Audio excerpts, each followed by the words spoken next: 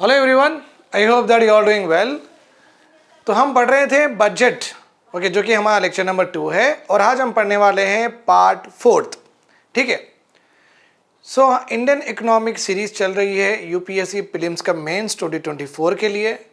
तो इसमें मैं पूरे इकोनॉमिक टॉपिक्स कवर करूंगा, प्रीलिम से लेके मेंस तक। पहले हम टॉपिक्स कवर करेंगे, फिर जिस तरीके से हम एग्ज़ाम नज़दीक आता है हम उस हिसाब से करंट अफेयर एमसीक्यूज़ और जो भी स्टैटिक एमसीक्यूज़ है वो भी करेंगे। तो बेसिकली ये जो इकनॉमी है और एसएनटी है उसमें मैं आपको परफेक्ट बना दूंगा।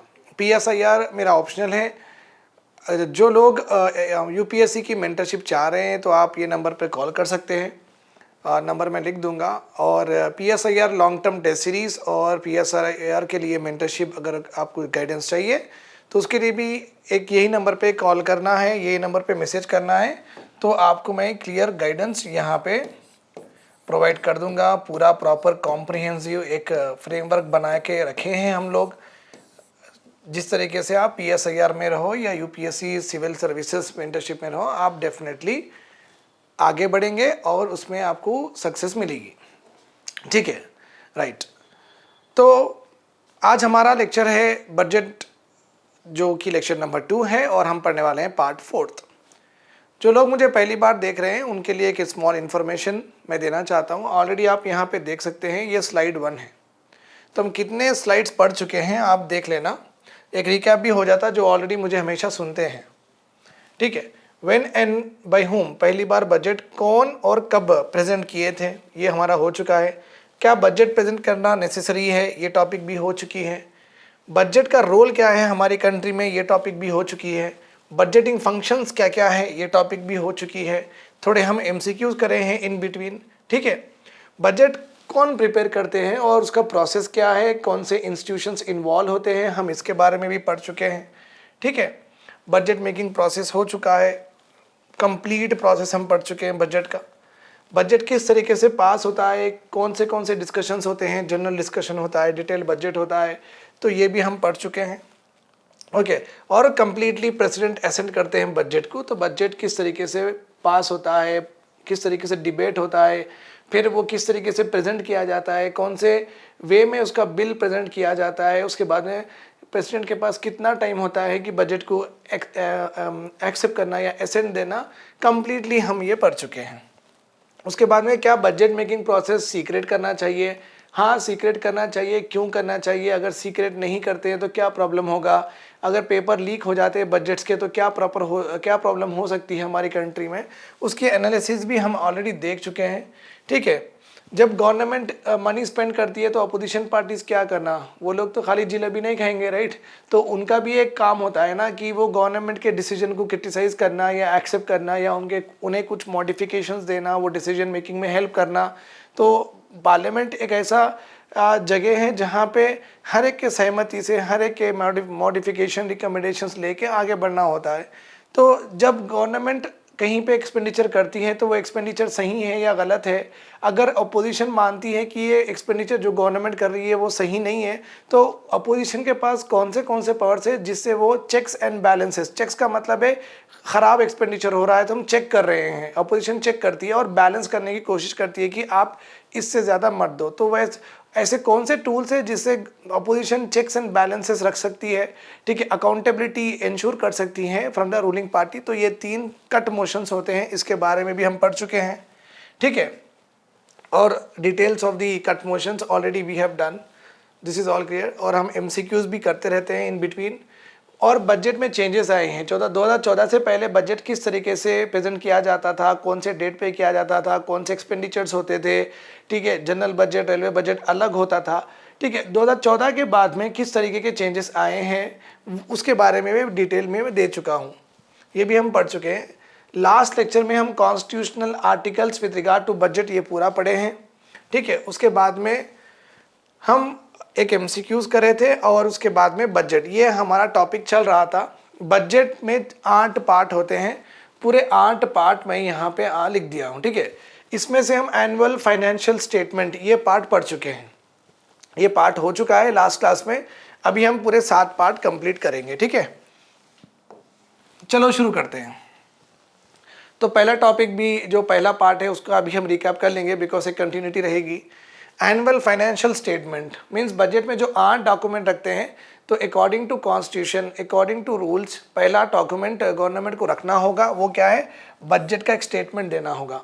मीन्स बजट इटसेल्फ क्या है, एनुअल फाइनेंशियल स्टेटमेंट मीन्स सालाना एक फाइनेंस का स्टेटमेंट देना है रूलिंग पार्टी को और या गवर्नमेंट को, उसे ही बोलते हैं बजट स्टेटमेंट्स। सो एनुअल फाइनेंशियल स्टेटमेंट का मतलब है कितना पैसा गवर्नमेंट के पास आया और कहाँ कहाँ पे वो एक्सपेंडिचर करे, और जो भी गवर्नमेंट के पास पैसा आया वो कौन से फॉर्म में आया, उसका नेचर क्या था, क्या वो टैक्सेस से आया था, क्या वो ड्यूटी से आया था, बोरोइंग से आया था, अगर आया तो इसमें कितना आया था, इसमें कितना आया था, इसमें कितना बोरो करना पड़ा। तो गवर्नमेंट को देना पड़ेगा कितना पैसा कलेक्ट हुआ है टैक्सेस और ड्यूटीज़ में और कितना वो गवर्नमेंट बारो करी है टू मीट इट्स एक्सपेंडिचर्स। मतलब क्या है, रेवेन्यू एक्सपेंडिचर का एक प्रॉपरली डॉक्यूमेंट देना पड़ेगा गवर्नमेंट को। ठीक है, मतलब क्या है, देना पड़ेगा का मतलब है मीडिया को देना नहीं है। ओके, देना पड़ेगा का मतलब है गवर्नमेंट ये सब प्रिपेयर करके पार्लियामेंट के स्पीकर होते हैं ना, उनके पास उसको इंट्रोड्यूस करना है पड़ेगा।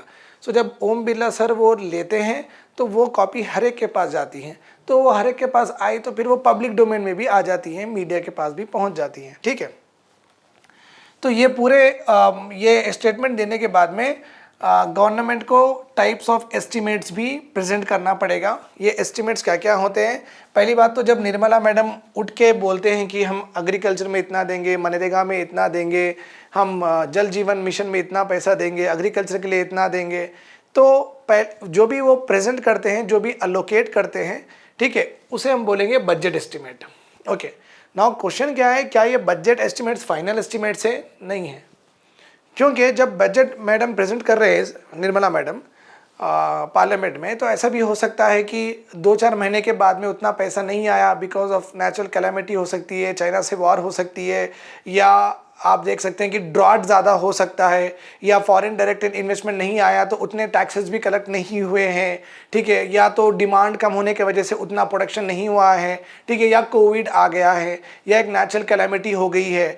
तो किसी भी रीज़न के वजह से अगर गवर्नमेंट जितना एक्सपेक्ट करती है, अगर उससे कम पैसे आने के इम्कानात होते हैं, उससे कम पैसे आने की ऐसा स्कोप होता है, तो गवर्नमेंट क्या करेगी, हमारे उनके जो फरवरी 1 वर्किंग डे में जो भी गवर्नमेंट अनाउंस करी थी बजट एलोकेशन, उसमें वो चेंजेस लेके आएगी।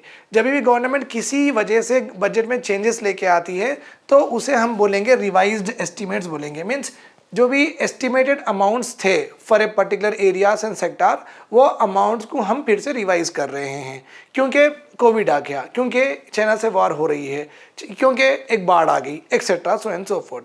क्या ये रिवाइज्ड एस्टिमेट्स हम कह सकते हैं कि ये फाइनल एस्टिमेट्स है? हम ये भी नहीं बोल सकते हैं।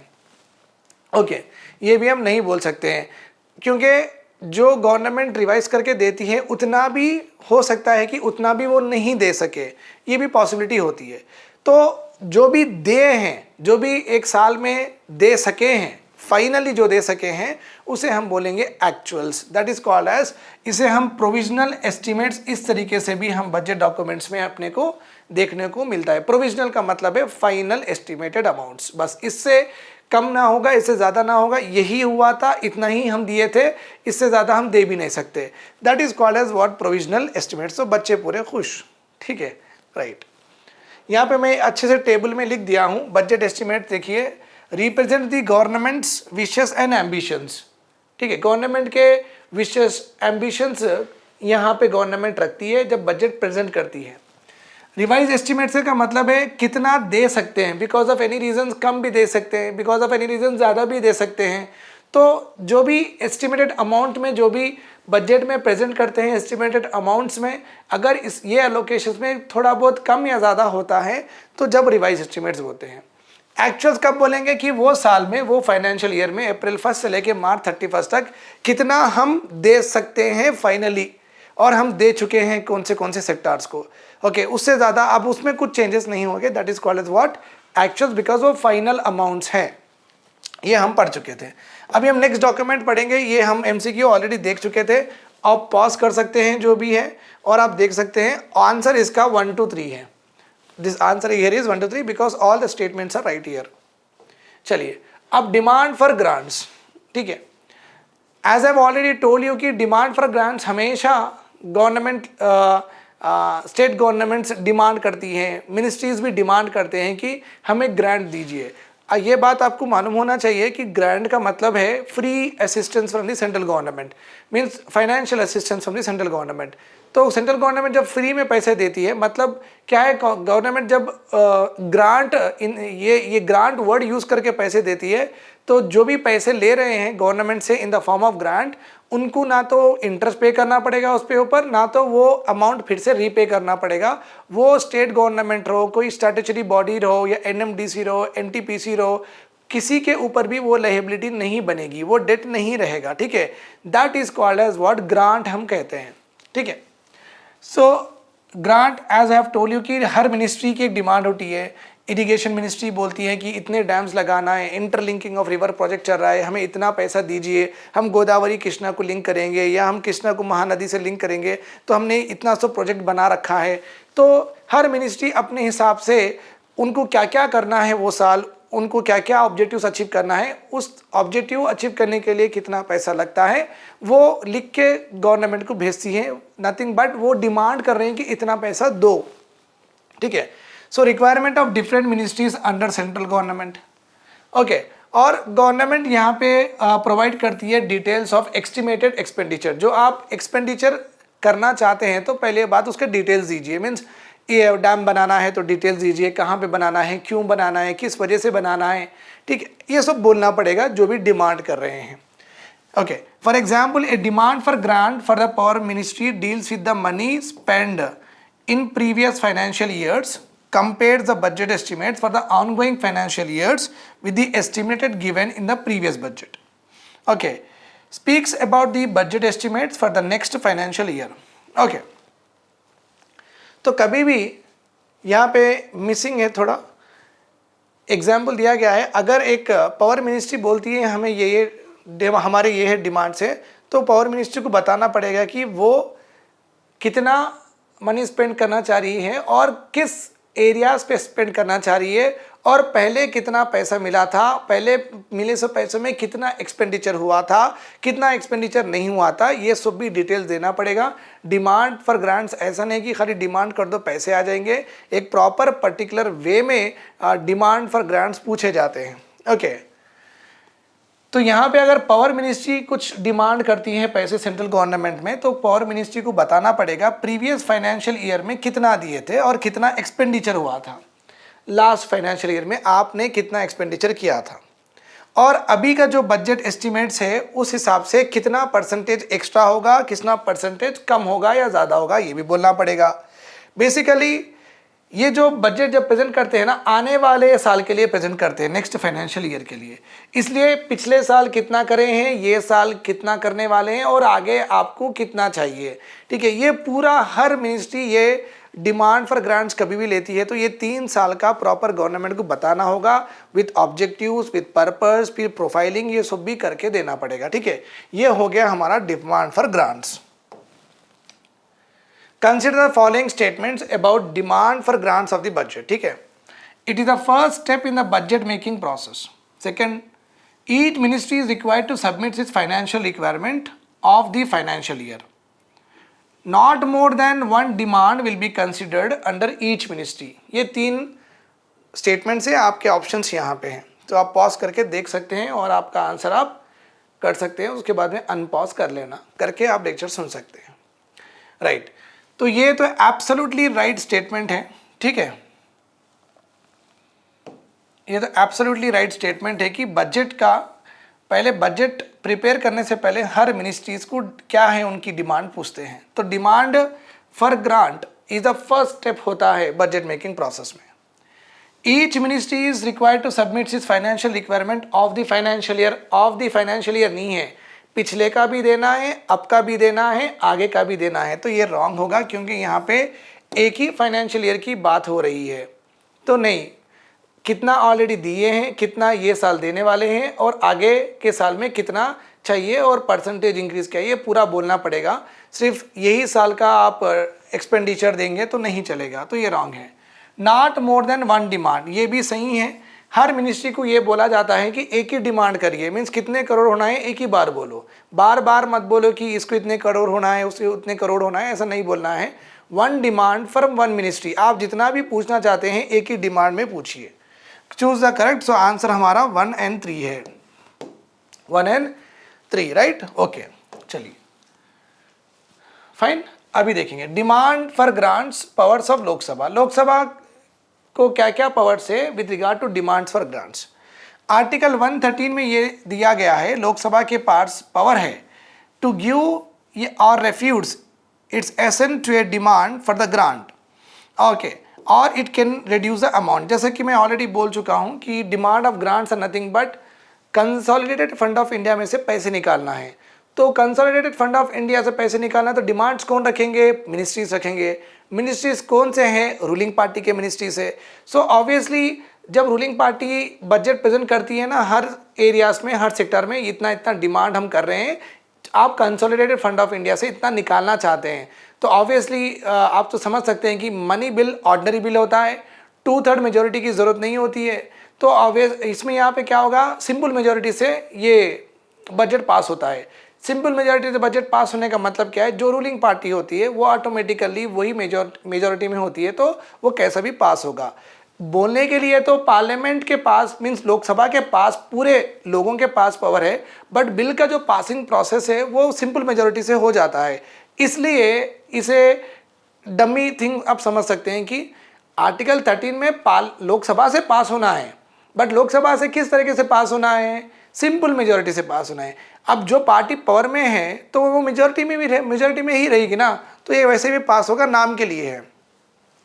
How demand for grants are presented. Article 113(3) clause prescribe that no demand for grants can be presented to in the Lok Sabha without the president of India prior approval. क्योंकि budget as a money bill हम present करते हैं, तो money bill को prior approval already president का assent लिया जाता है। तो ये दो इंपॉर्टेंट एरिया से जो डिमांड ऑफ ग्रांट से रिलेटेड है, ठीक है। चलिए नाउ ग्रांट्स अलग अलग तरह के होते हैं। तो पहला ग्रांट है हमारे पास सप्लीमेंट्री ग्रांट। अगर समझिए कि रेलवे है, रेलवे अपना, तो रेलवे में क्या हो रहा है, रात के टाइम पे जो भी वुमेन होते हैं, जो भी गर्ल्स होते हैं, वहाँ पे छेड़खानी चल रही है, ठीक है, वहाँ पे मर्डर हो रहा है वुमेन के, तो बेसिकली वुमेन और गर्ल की सेफ्टी बहुत वहाँ पे प्रॉब्लम हो रही है, ठीक है। वुमेन और सेफ्टी गर्ल चिल्ड्रन की सेफ्टी की प्रॉब्लम हो रही है। तो गवर्नमेंट बेसिकली यहाँ पे क्या करती है, 100 करोड़ का एक्सपेंडिचर यहाँ पे गवर्नमेंट प्रपोज करती है कि हर जगह CCTV कैमरेस लगाना और वुमेन रेलवे प्रोटेक्शन फोर्स भी क्रिएट किया जाता है। लेट सपोज उससे क्या होगा, CCTV से कौन गुनहगार है, कौन वो स्टॉकिंग कर रहा है, कौन छेड़ रहा है वो मालूम होगा। और वुमेन रेलवे प्रोटेक्शन फोर्स अगर तैनात रहेगी प्लेटफॉर्म पे, तो लड़कियां भी बच्चियां भी सिक्योर फील करेंगे। 100 करोड़ का उन्होंने एक्सपेंडिचर बताया है इसके लिए, ओके। बट गवर्नमेंट 80 करोड़ ही दी है, गवर्नमेंट 80 करोड़ ही दी है, मगर डिमांड कितना है 100 करोड़ का। गवर्नमेंट कितनी दी है 80 करोड़। जब डिमांड एक्सपेंडिचर शॉर्ट हो जाता है, जो भी एस्टिमेट गवर्नमेंट देती है उसे बोलेंगे हम सप्लीमेंट्री ग्रांट। सो जितना भी कम हो जाता है वो गवर्नमेंट सप्लाई करेगी, सप्लीमेंट करेगी, मीन्स देगी। तो आप देख सकते हैं grants fall short of required expenditure. Required expenditure कितना है 100 करोड़ है, बट ग्रांट कितना दिया गया है 80 करोड़ है। तो यहाँ पे गैप कितना है 20 करोड़, तो 20 करोड़ को सप्लीमेंट करेंगे, ठीक है। तो जब एक्स्ट्रा 20 करोड़ लग रहे हैं ना, फिर वो एक्स्ट्रा 20 करोड़ को फिर से पास करना पड़ेगा, ओके। और वो किस तरीके से पास होगा, सप्लीमेंट्री ग्रांट के तरफ से, वो नेचर से पास होगा, ठीक है, क्लियर। ये हो गया है हमारा सप्लीमेंट्री ग्रांट। अभी देखते हैं एडिशनल ग्रांट, ओके। एक लेट समझिए, और एक इंपॉर्टेंट है यहाँ पे। अब नए आप देखिए अनएम्प्लॉयमेंट कार्ड्स है, अनएम्प्लॉयमेंट कार्ड्स। जिसके पास अनएम्प्लॉयड है, जो भी अनएम्प्लॉयड है, तो गवर्नमेंट ये बोली है कि आप किसी गवर्नमेंट सर्विस में जाइए, गवर्नमेंट अथॉरिटी में जाइए या गवर्नमेंट ऑफिस में जाइए। अगर आप अनएम्प्लॉयड है तो आपको अनएम्प्लॉयड कार्ड मिलेगा, ठीक है। अनएम्प्लॉयड कार्ड जब मिलता है तो वो कार्ड को आप क्या करना है, सेंट्रल गवर्नमेंट के जो भी पोर्टल है वहाँ पे आपको उसमें डाल देना है। डालने के बाद में गवर्नमेंट ये कार्ड अनएम्प्लॉयमेंट जो स्कीम है, लेट अस सपोज ये स्कीम है, यहाँ पे गवर्नमेंट ये बोली है जो जो भी अनएम्प्लॉयमेंट कार्ड बना लेते हैं अगर उनको 2 महीने तक जॉब नहीं मिलती है तो गवर्नमेंट उनको जॉब प्रोवाइड करेगी। ठीक है, तो कितनी बेहतरीन स्कीम मेरे दिमाग में आ गई अभी का अभी, तो हम ये पॉलिसी में इम्प्लीमेंट कर सकते हैं ऑब्वियसली। ठीक है, तो अब ये जो एक्सपेंडिचर है जो गवर्नमेंट सोची नहीं थी, ऑल ऑफ ए सडन क्या हो गया, एक नई सर्विस देना चाह रही है गवर्नमेंट। वो कौन सी सर्विस है? अनएम्प्लॉयमेंट कार्ड देना चाह रही है। उसके लिए जितना भी मैन फोर्स लगेगा, जितना भी डॉक्यूमेंटेशन लगेगा, अभी डेटाबेस है, कंप्यूटर पे बैठ के एंट्री करना पड़ेगा, ओके, फिर वो इशू करना पड़ेगा, फिर उसकी खर्चा, स्टेशनरी का खर्चा होता है एक्सेट्रा। सो जब क्या होता है, एक एक्स्ट्रा सर्विस के लिए थोड़े एक्स्ट्रा पैसे गवर्नमेंट को पास करना पड़ता है, अप्रूव करना पड़ता है। तो जब एक्स्ट्रा पैसे गवर्नमेंट को जब अप्रूव करना पड़ता है एक नई सर्विस आने के वजह से, तब हम बोलेंगे एडिशनल ग्रांट। तो आप देख सकते हैं जो भी फाइनेंशियल ईयर चल रहा है वहाँ पे एक नई सर्विस ऐड हो गई है। ठीक है, वो नई सर्विस ऐड होने के वजह से एक्स्ट्रा एक्सपेंडिचर करना पड़ेगा, वही एक्स्ट्रा एक्सपेंडिचर को हम बोलेंगे एडिशनल एक्सपेंडिचर, और ग्रांट दिया जाएगा एडिशनल ग्रांट के जैसा। ओके, यहाँ पे याद रखिए शॉर्टफॉल हुआ है, यहाँ पे याद रखिए ऐसा कुछ ऑलरेडी एस्टिमेटेड नहीं था, बट सडनली एक नई सर्विस आ गई है, इस वजह से एडिशनल ग्रांट देना पड़ रहा है। I guess this is clear to you. अभी हमारे पास है एक्सेस ग्रांट। एक्सेस ग्रांट का मतलब है कि एक मिनिस्ट्री को इतना पैसा दिया गया है बट वो मिनिस्ट्री ने उससे ज़्यादा पैसा एक्सपेंडिचर कर दिया है, तो जो ज़्यादा पैसा एक्सपेंडिचर होता है फिर उसको अप्रूवल लेना पड़ेगा पार्लियामेंट से, बेसिकली लोकसभा से अप्रूवल लेना पड़ेगा, तब हम बोलेंगे एक्सेस। भाई एक्सेस एक्सपेंडिचर हो गया, इसको भी अप्रूव करा दो लोकसभा से, तब हम बोलेंगे एक्सेस ग्रांट। इसका डेफिनेशन यहाँ पे है। वोट ऑफ क्रेडिट यहाँ पे बहुत इंपॉर्टेंट है, अनएक्सपेक्टेड डिमांड है ये, जो कि कौन सी भी मिनिस्ट्री अनएक्सपेक्टेड डिमांड कर रही है। अब डिमांड की वजह क्या हो सकती है? एक नई प्रॉब्लम आ सकती है जिसकी मैग्नीट्यूड बहुत बड़ी है, वो बहुत बड़े साइज में है और इनडेफिनेट कैरेक्टर है, और वो कितने टाइम तक वो रहेगी वो प्रॉब्लम किसी को पता नहीं है, तब ये पैसा दिया जाता है। ओके, लमसम लंबा अमाउंट दिया जाता है, that is called as vote of credit. For let us take example of Covid का एग्जांपल ले लीजिए आप। अब कोविड मार्च 24 2022 को 2020 पे लॉकडाउन हुआ था, तो हेल्थ मिनिस्ट्री को बजट फरवरी में ही दिया गया है। फरवरी 2020 फरवरी फर्स्ट वर्किंग डे में हेल्थ मिनिस्ट्री को इतने करोड़ दे दिए गए हैं, but all of a sudden क्या हो गया, मार्च में लॉकडाउन हो गया, कोरोना वायरस आ गया कंट्री में, तो अब ये हेल्थ मिनिस्ट्री को बहुत सारा पैसा चाहिए ना। हाँ चाहिए, तो मैग्नीट्यूड तो बहुत बड़ा है। ठीक है, अब बार बार 100 करोड़ दो, फिर 100 करोड़ दो, ऐसा तो नहीं बोल सकते हैं। तो मैग्नीट्यूड इतने लोगों को हमें सर्विसेज देना है, प्लस प्लस इनडेफिनेट कैरेक्टर है। मतलब क्या है, कोविड कब तक रहेगा, कल रहेगा, एक हफ्ते तक रहेगा, या 1 महीने तक रहेगा, या 6 महीने तक रहेगा, या 1 साल तक रहेगा, ये भी पता नहीं है। तो कैरेक्टर भी इनडेफिनेट है और पैसा भी ज़्यादा चाहिए, तो छोटे छोटे अमाउंट्स में नहीं दे सकते हैं, तो एक ही बार लमसम देंगे, उसे बोलेंगे हम vote of credit. Remember this point. Next है एक्सेप्शनल ग्रांट।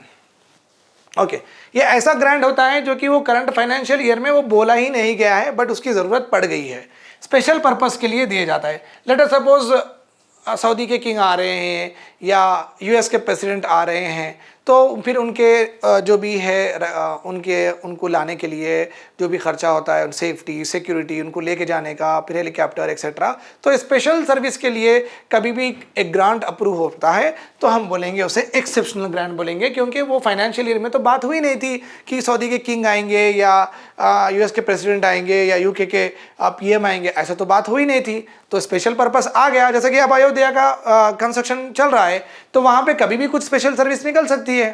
ठीक है, तो बोल के तो नहीं आते ना चीज़, नाम ही यही है। कुछ स्पेशल सर्विस अगर आ गई जो कि हम बजट में डिस्कस नहीं करे हैं, वो जो भी अमाउंट होता है उसको अगर हम अप्रूव करते हैं, that is comes under exceptional grant में आता है। टोकन ग्रांट, टोकन ग्रांट बहुत अच्छा है, यहाँ पे रीअप्रोप्रिएशन किया जाता है। ठीक है, एनएमडीसी और समझिए एनटीपीसी है। एनएमडीसी को 100 करोड़ रुपीस दिया गया है, एनटीपीसी को 100 करोड़ रुपीस दिया गया है। ठीक है, बट एनटीपीसी की रिक्वायरमेंट 120 करोड़ की है। एनटीपीसी की रिक्वायरमेंट 120 करोड़ की है, जब गवर्नमेंट, अगर गवर्नमेंट के पास पैसे नहीं है तो गवर्नमेंट क्या करती है, एनएमडीसी को बोलेगी कि आप 20 करोड़ इनको दे दो। तो एक सेक्टर से निकाल के, एक एरिया से निकाल के अगर हम दूसरे एरिया को दे देते हैं पैसे, दिस इज कॉल्ड एज, पहली बात तो इनको डायरेक्टली देने के लिए क्या बोलेंगे, एप्रोप्रिएशन बोलेंगे। Directly giving the this statutory bodies we call it as appropriation. But उसके बाद में क्या हुआ, we are trying to give from one institution to another institution, that is why it is called as what, reappropriation बोलेंगे हम। क्या बोलेंगे, reappropriation. Transfer from one head to another head. तो एनएमडीसी को इतना, ये एक हेडिंग है, एनएमडीसी को इतना देना चाह रहे थे बट इनसे, इनके पास से निकाल के इनको दिए, that is called as what, token grant हम कहते हैं, राइट। तो हमारे बजट में दो पार्ट्स हो चुके हैं, पहला है एनुअल फाइनेंशियल स्टेटमेंट, दूसरा हम डिटेल पढ़ चुके हैं डिमांड फॉर ग्रांट्स। अभी हम देखेंगे फाइनेंशियल बिल में क्या होता है। ऑलरेडी मैं बता चुका हूँ, financial bill completely taxation policy से रिलेटेड होता है। कौन से टैक्सेस गवर्नमेंट लगाना चाहती है, कौन से निकालना चाहती है सो टैक्सेस को कितना रेट बढ़ाना चाहती है, कितना रेट कम करना चाहती है, उसकी क्वांटिटी भी गवर्नमेंट चेंज कर सकती है, उसकी क्वालिटी भी गवर्नमेंट चेंज कर सकती है। क्वालिटी का मतलब है कि 3 महीने में एक बार बनी है, ओके, इनकम टैक्स, तो ये क्वालिटी चेंज होगा। क्वांटिटी मतलब क्या है, परसेंटेज इंक्रीज कर सकती है गवर्नमेंट या डिक्रीज भी कर सकती है। Getting my point here, yes. यहाँ पे गवर्नमेंट इसकी प्रपोजल देती है कि इम्पोजिशन रहो, एबॉलिशन, इम्पोजिशन मीन्स नया टैक्स लगाना, एबॉलिशन मीन्स हैसो टैक्स निकालना, रिमिशन मीन्स टैक्स रेट कम करना, आल्ट्रेशन कुछ टैक्स में चेंजेस लेके आना, रेगुलेशन टैक्स को किस तरीके से रेगुलेट करें, कौन सा डिपार्टमेंट इसको देखेगा और हमें कब कब बनना है, नहीं बने तो क्या पनिशमेंट होगा, तो एक्सेट्रा, ये सब पूरे इसमें आएंगे। ओके, एक फाइनेंशियल बिल बेसिकली टैक्सेशन के रिलेटेड ही होता है। ये डॉक्यूमेंट में it also contains any other provisions related to the budget that could be classified as money bill। तो फाइनेंस बिल का मतलब ये नहीं है कि खाली टैक्स के बारे में बात होगी, गवर्नमेंट चाहे तो इसमें बजट के रिलेटेड, मनी बिल के रिलेटेड भी यहाँ पे रख सकती है वैल्यूज या पॉलिसी स्टेटमेंट्स, इसमें प्रॉब्लम नहीं है। This is called as what, finance bill. Third document था, ओके।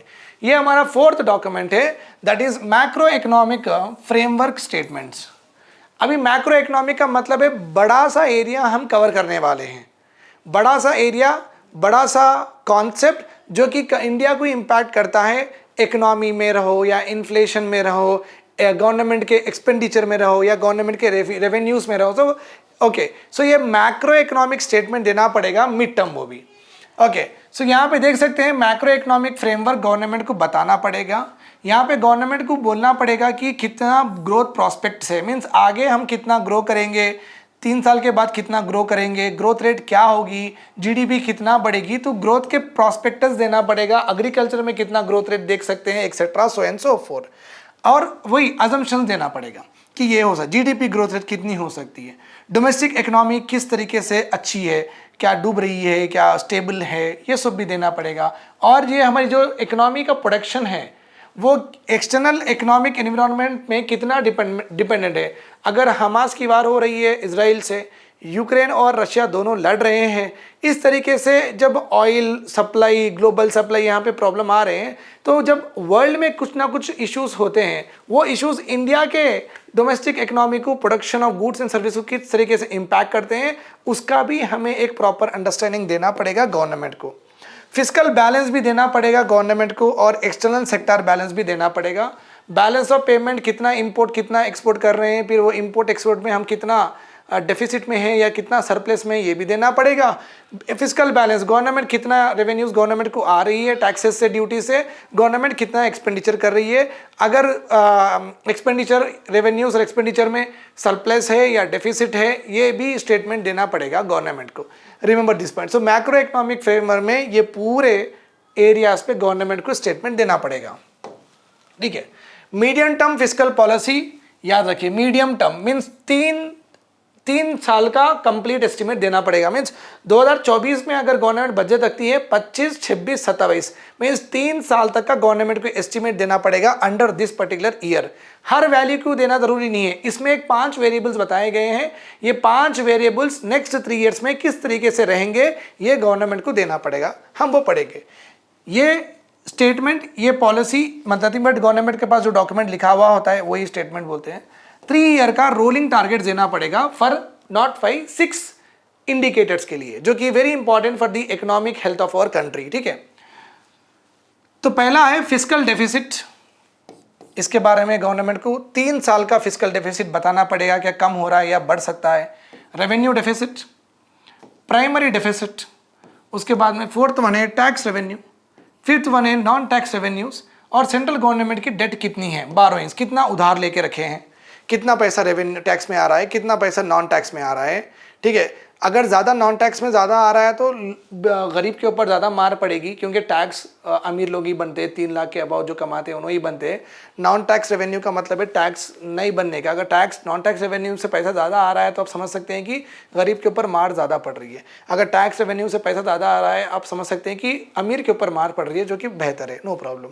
तो आप देख सकते हैं, ये तो हम पढ़ेंगे डेफिसिट क्या क्या है आगे जाके, बट अभी के लिए याद रखिए, अगर आपको एग्जाम में क्वेश्चन आया mid term policy framework of the government should constitutes which one of the following indicators, okay, which one of the following indicators, यहाँ पे 6 है, 6 में से वो 3 देके कुछ और दे सकते हैं, तो याद रखिए ये 6 इंडिकेटर्स पे ही मिड टर्म पॉलिसी फ्रेमवर्क हमारे पास आता है। ये डॉक्यूमेंट में ये भी एक्सप्लेन किया जाता है कि करंट गवर्नमेंट की फिजिकल पॉलिसीज कैसी है, मींस एक्सपेंशनरी पॉलिसी है या कॉन्ट्रैक्शनरी पॉलिसी है, क्या इन्फ्लेशन को कंटेन करने की पॉलिसी है, क्या इकोनॉमिक ग्रोथ बढ़ाने की पॉलिसी है, एक्सेट्रा, ये सब वो भी बोलेंगे। ओके, और गवर्नमेंट के किस तरीके से गवर्नमेंट फिजिकल बैलेंस कर रही है, फिजिकल मैनेजमेंट किस तरीके से कर रही है, क्या बोरोइंग से कर रही है, क्या खुद के ट्रेजरी बिल से कर रही है, क्या एक्सटर्नल बोरोइंग्स कर रही है, या टैक्स बढ़ा के कर रही है, मैनेज किस तरीके से कर रहे हैं गवर्नमेंट। बेसिकली डेफिसिट की बात होती है हमारी कंट्री में, जो डेफिसिट हमारे कंट्री में आता है फिजिकल में, वो डेफिसिट गवर्नमेंट किस तरीके से मैनेज कर रही है, क्या नए टैक्सेस लगा के मैनेज कर रही है, क्या सरचार्जेस लगा के मैनेज कर रही है। तो गवर्नमेंट को एक स्टेटमेंट देना पड़ेगा कि वो किस तरीके से पूरी फिजिकल डेफिसिट मैनेज कर रही है। ओके, ये स्टेटमेंट प्रोवाइड करता है एक rational for any major deviations in the key physical measures, nothing but ये स्टेटमेंट देने के बाद में अगर ये स्टेटमेंट में जितने भी टारगेट्स दिए जाते हैं, ये टारगेट से गवर्नमेंट अगर पार नहीं करती है, ये अचीव नहीं करती है, तो ऑब्वियसली लोगों में ये बात पहुंचेगी, मीडिया में, इकोनॉमिस्ट में, अपने एकेडमिशियन जो होते हैं प्रोफेसर्स, वहाँ पे पहुंचेगी, और वो सब क्रिटिसाइज़ करेंगे कि गवर्नमेंट यहाँ पे फेल हो चुकी है। ठीक है, तो एक इम्पॉर्टेंट टूल भी आप कह सकते हैं कि गवर्नमेंट की अकाउंटेबिलिटी इंश्योर करने के लिए बजट में ये पॉलिसी का स्टेटमेंट भी देना पड़ेगा। ठीक है, नाउ उसके बाद में हम देखेंगे नेक्स्ट डॉक्यूमेंट। तो हम अभी तक कितने डॉक्यूमेंट्स पढ़ चुके हैं एक बार देख लेंगे। तो हमारे एक्चुअली कितने डॉक्यूमेंट्स हैं यहाँ पे, एनुअल फाइनेंशियल स्टेटमेंट्स हम पढ़ चुके हैं। ठीक है,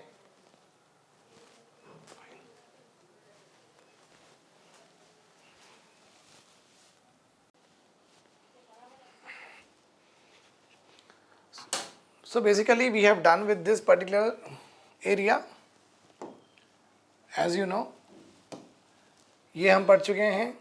डिमांड फॉर ग्रांट्स हो गया है, फाइनेंस बिल हो गया है, स्टेटमेंट 4 भी हो गया है। अभी हमें पढ़ना है 5, 6, 7, 8। ठीक है, चलिए रिवीजन। कभी कभी अम्ब्रेला अंडरस्टैंडिंग इम्पॉर्टेंट होती है, पूरा एक ही जगह समेट के समझना अच्छी तरीके से एक ओवरव्यू देगा टॉपिक का, तो इसलिए कभी कभी देखते रहना चाहिए कि कितना पढ़ चुके हैं, हेडिंग्स क्या है, कहाँ तक आए हैं। राइट, तो ये हो गया है। अभी हम पढ़ेंगे रिसीव्ड बजट। रिसीव बजट का मतलब है गवर्नमेंट के पास पैसे आ रहे हैं, that is called as word receive budget हम कहते हैं। तो गवर्नमेंट के पास पैसे तो आ रहे हैं, अब तो क्वेश्चन है कहाँ से आएंगे। तो एक टैक्स आएंगे जो कि गवर्नमेंट लॉ के थ्रू इम्पोज करती है, जो कि ऑलरेडी हम पढ़ चुके हैं कि टैक्स नहीं लगा सकती है स्टेट या यूनियन गवर्नमेंट जब तक कि आप उसे लॉ नहीं बनाते हैं या लॉ के थ्रू नहीं लाते हैं, आप नहीं लगा सकते हैं। ठीक है, सो टैक्स से आते हैं गवर्नमेंट को पैसे। नॉन टैक्स रेवेन्यू रिसिप्ट भी होते हैं, जैसे कि रेलवे की टिकट खरीदते हैं हम, या रॉयल्टीज़ होते हैं, माइनिंग के जो भी रॉयल्टीज़ आते हैं वो होते हैं, यूपीएससी फ़ीस होती है। ठीक है, ये जो पासपोर्ट की सर्विस फ़ीस होती है, ये पूरे नॉन टैक्स रेवेन्यूज़ में आते हैं। कोर्ट से लगाए गए फ़ीस, चालान्स, इसकी हम डिटेल में बात करेंगे ऑब्वियसली, अभी के लिए जस्ट अंडरस्टैंडिंग के लिए बोल रहा हूँ, तो याद रखिए। Capital receipts also revenue receipts होते हैं, ये पूरे रेवेन्यू हैं। फिर कैपिटल रिसिप्ट भी होते हैं जो कि लॉन्ग टर्म के लिए गवर्नमेंट के पास आएंगे। For example sovereign gold bond scheme है जो कि 8 साल 5 साल तक तो आप एग्जिट नहीं कर सकते हैं, उसकी मैच्योरिटी है 8 साल। मतलब क्या है, जो सोवरेन गोल्ड बॉन्ड स्कीम में जो भी गवर्नमेंट को पैसा आता है वो 8 साल 5 साल तक आएगा, लॉन्ग टर्म के लिए आएगा। IMF वर्ल्ड बैंक से अगर पैसे उठाते हैं तो 30-30 साल तक पैसे उठाते हैं, तो वो कैपिटल रिसीप्ट में आएंगे। ओके, और रिसीव बजट को एक्सप्लेन भी करना है, गवर्नमेंट का काम है। उसके बाद में हम देखेंगे एक्सपेंडिचर बजट। ओके, गवर्नमेंट को मेंशन करना पड़ेगा कि कौन से स्कीम्स में, प्रोग्राम से कितना बजट गवर्नमेंट एक्सपेंडिचर कर रही है, और यहाँ पे गवर्नमेंट को एक्सप्लेन भी करना पड़ेगा कि आप एक पर्टिकुलर स्कीम में जो एक्सपेंडिचर कर रहे हैं वो स्कीम के ऑब्जेक्टिव्स क्या हैं। क्या ये अगर एक एजुकेशन की स्कीम होगी कि क्या ये एजुकेशन एनरोलमेंट बढ़ाने के लिए ऑब्जेक्टिव है, क्या ये एजुकेशन क्वालिटी ऑफ लर्निंग बढ़ाने के लिए है, क्या ये एलोकेशन इंफ्रास्ट्रक्चर बढ़ाने की ऑब्जेक्टिव है। तो बेसिकली गवर्नमेंट जब एक्सपेंडिचर करती है तो उसका ऑब्जेक्टिव देना बहुत ज़रूरी हो जाता है। और एक्सपेंडिचर दो तरह के होते हैं, एक तो वोटेड एक्सपेंडिचर, एक तो चार्ज्ड। वोटेड एक्सपेंडिचर ऐसे एक्सपेंडिचर होते हैं उनका नाम लिखा जाता है जहां जो एक्सपेंडिचर के ऊपर वोटिंग होती है पार्लियामेंट में, नथिंग बट लोकसभा में। चार्ज एक्सपेंडिचर ऐसे एक्सपेंडिचर होते हैं जहां पे वोटिंग की ज़रूरत नहीं होती है, क्योंकि वो कैसे भी देना ही है वो एक्सपेंडिचर्स, और उसके ऊपर ज़्यादातर डिस्कशन के सिवा और कुछ नहीं होगा। Remember this point, basically both expenditure के ऊपर डिस्कशन होगा, but voted expenditure is with the name only you can understand the Lok Sabha people will vote about it. वेराज charge expenditure is that expenditure जहाँ पे लोकसभा में वोटिंग नहीं होती है, सिर्फ डिस्कशन होता है, क्योंकि वोटिंग करके भी क्या करें, प्रेसिडेंट की सैलरी देनी तो देनी है, गवर्नर की सैलरी तो ऑब्वियसली गवर्नर तो नहीं देते, वाइस प्रेसिडेंट की सैलरी देनी तो देनी है, सेंट्रल गवर्नमेंट के जो एम्प्लॉयज़ होते हैं उनकी सैलरी तो देनी है।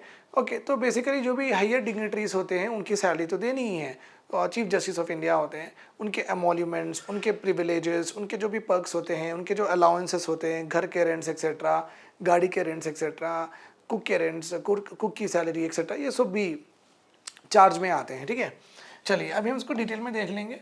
चार्ज एक्सपेंडिचर नॉन वोटेबल, जिसके ऊपर वोटिंग नहीं होती है, जो मैं ऑलरेडी बता चुका हूँ। नो वोटिंग टेक्स प्लेस, यहाँ से कंसोलिडेटेड फंड ऑफ इंडिया में जो भी पैसा आता है वहाँ से चार्ज एक्सपेंडिचर निकाला जाता है, तो जब वो निकाल देते हैं तो उसमें वोटिंग नहीं होती है। Parliamentary approval is not needed, these are paid whether और नॉट बजट इज़ पार्ट, क्योंकि ये अमोल्यूमेंट्स होते हैं, अलाउंसेस होते हैं प्रेसिडेंट के, और गवर्नमेंट की जितने भी डेट्स है, सोवरेन गोल्ड बॉन्ड स्कीम में जो भी इंटरेस्ट देना है गवर्नमेंट, सो जो कि ऑलरेडी गवर्नमेंट ने गारंटी की है वो पूरी देना ही होगा, उसके ऊपर कुछ वोटिंग नहीं होगी। Even though voting does not takes place, but voting तो नहीं होगी, बट डिस्कशन तो करना है। मीन्स चार्ज एक्सपेंडिचर में कितना एक्सपेंडिचर जा रहा है, कहाँ पे जा रहा है, कम हो रहा है या ज़्यादा हो रहा है, डिस्कशन तो वाजिबी है। ओके, वोटेबल एक्सपेंडिचर नाम से आप समझ सकते हैं ये एक्चुअल बजट को कहा जाता है। ओके, और डिमांड फॉर ग्रांट, जो भी मिनिस्ट्री डिमांड करती है वही एक्सपेंडिचर को वोटिंग में लाया जाता है। ये demand for grants are presented to the Lok Sabha along with annual financial statement. ठीक है, यस। रिसीव बजट हो गया, रिसीव बजट 2 बार आ गया तो ये हम नहीं पढ़ेंगे। अभी ये बजट एट ग्लैंस जो कि लास्ट डॉक्यूमेंट है, बजट ग्लैंस या बजट हाइलाइट्स बोलो, दो भी सेम है। मतलब क्या है, यहाँ पे पूरी समरी दी जाती है, मीन्स एक बुक की कंप्लीट जिस्ट दी जाती है बजट के related, brief description of key terms, अगर न्यू टर्मिनोलॉजीज गवर्नमेंट इंक्लूड करते हैं तो वो टर्मिनोलॉजीज का एक्सप्लेनेशन गवर्नमेंट देगी, बिसाइड ब्रॉड डिटेल्स देगी कि tax as well as non tax revenues किस तरीके हैं। ओके, प्लान और नॉन प्लान एक्सपेंडिचर, जो कि अभी के टाइम पे तो ये डिस्टिंक्शन नहीं है, बट अगर है तो देना होगा। Revenue deficit, gross primary deficit, gross fiscal deficit, इन पूरों के बारे में बजट एट ग्लांस में ओके हर चीज़ का ब्रीफिंग दी जाती है, प्लस ये टॉपिक्स पे डिटेल में बोलना पड़ेगा। ठीक है, बजट हाइलाइट्स, यहाँ पे भी explain the key features of the budget, budget के की फीचर्स यहाँ पे बताए जाते हैं, उतना ही है। बेसिकली यहाँ पे हाइलाइट्स में कौन से सेक्टर को कितना पैसा दिया गया है, एग्रीकल्चर को, इंडस्ट्री के एक्सेट्रा, वो बताया जाता है, और कौन से सेक्टर में पैसे अचीवमेंट्स क्या क्या हुए हैं वो भी बताया जाता है। और ऑब्वियसली बजट के जो भी प्रपोजल्स होते हैं, निर्मला मैडम ने जो भी बजट रखते हैं उसमें से इंपॉर्टेंट प्रपोजल्स को यहाँ पे समराइज करके डॉक्यूमेंट दिया जाता है। तो ये हो गए हमारे 8 documents of the budget, remember this point. ठीक है, थोड़े फैक्ट्स पढ़ लेंगे हम बजट के। पोस्ट इंडिपेंडेंस में पहली बार बजट कौन प्रेजेंट करे थे, अपने कौन से फाइनेंस मिनिस्टर कौन थे, RK शनमुगम शेट्टी, उन्होंने थे। ठीक है, और बजट का जो ड्यूरेशन होता है प्रेजेंटेशन का 90 to 120 मिनट्स होता है। बजट एक फ्रेंच वर्ड से लिया गया है जिसका नाम है बोगोट। बोगोट फ्रेंच वर्ड में बजट को बोगोट बोलते हैं, हम इंग्लिश में बजट बोलते हैं। मतलब क्या है, बोगोट का मतलब क्या है, एक लेदर ब्रीफ केस। तो बजट का मतलब भी है लेदर ब्रीफ केस, बट वो चेंज हो गया है 2014 के बाद। अभी की गवर्नमेंट हैंडलूम सेक्टर प्रमोट करने के लिए निर्मला मैडम ने बही दिस हैंडलूम क्लॉथ्स यूज़ कर रहे हैं उन्होंने। और बजट जब प्रिपेयर हो जाता है ना तो वो हलवा सेरेमनी, पूरे लोग फाइनेंस मिनिस्ट्री में सब हलवा खाते हैं। निर्मला मैडम ने लेदर बैग नहीं यूज़ किया है, उन्होंने ट्रेडिशनल हैंडलूम बैग यूज़ किया है। और वो जो ट्रेडिशनल क्लॉथ को उन्होंने नाम दिया है Bahi Khata, to carry budget documents. Okay, इनकी ये तस्वीर मैं ऑलरेडी बता चुका हूँ पार्ट 3 में। Prime minister Indira Gandhi, okay, the prime minister who presented budget, women prime minister who presented budget कौन है? इंदिरा गांधी जी हैं, who presented the budget in 1970 to 71। उसके बाद में prime ministers who acted as finance minister and presented budgets. कितने ऐसे prime minister हैं जो कि बजट प्रेजेंट किए हैं? जवाहरलाल नेहरू, इंदिरा गांधी, राजीव गांधी, मनमोहन सिंह एंड मोरारजी देसाई। 1977 में इन्हों अपने पीएम बने थे। First non Congress PM of our country इन्हों ही थे। मतलब 1977 तक कांग्रेस गवर्नमेंट ही पीएम, उनके ही पार्टी से पीएम आते थे। ठीक है, तो अब याद रखना ये है कि कितने प्राइम मिनिस्टर भी, who among the following prime ministers presented the budget, तो इन पूरों के नाम। Who among the following women prime minister presented the budget. आपको वुमेन प्राइम मिनिस्टर हमारे पास एक ही थे, इंदिरा गांधी जी, और स्टेटमेंट ये है कि उन्होंने भी बजट प्रेजेंट किया था। ओके, थोड़े बहुत जीके मैं बोल चुका हूँ, ये लेक्चर में हम पार्ट 5 आगे पढ़ेंगे। Thank you.